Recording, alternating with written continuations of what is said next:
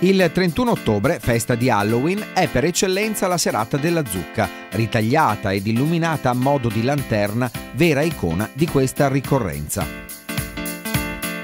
In questo spirito di festa, mista al mistero, si è svolta all'Enoteca Fronte del Porto la serata conclusiva della rassegna gastronomica C'è davvero del sale in zucca, organizzata dalla società Chioggia Ortomercato del Veneto, con il fine di promuovere la zucca marina, prodotto tipico degli orti di Sottomarina.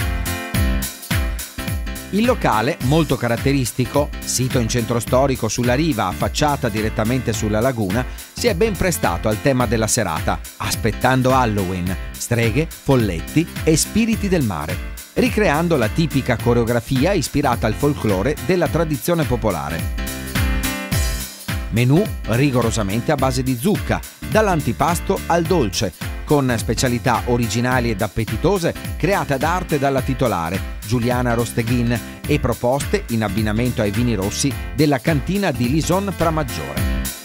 A intrattenere i commensali è intervenuto l'eclettico Enrico Marchesan, con il suo repertorio di aneddoti e racconti in tema con questa serata delle streghe e spiriti del mare, ispirati alle leggende della tradizione chioggiotta.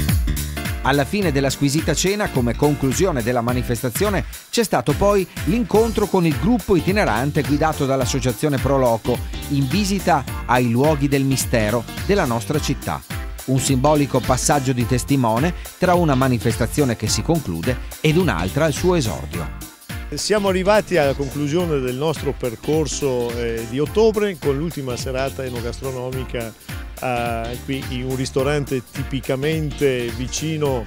al mare, l'Enoteca Fronte del Porto. Ho vicino a me l'amico Marco della Pro Loco, a cui poi darò il testimone, nel senso che poi lui avvierà nel mese di novembre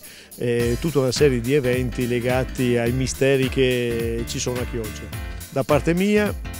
avere concluso questa esperienza di ottobre insieme con tanti amici per rilanciare Chioggia, per rilanciare anche l'aspetto legato alla zucca, ma l'aspetto turistico, l'aspetto dell'accoglienza,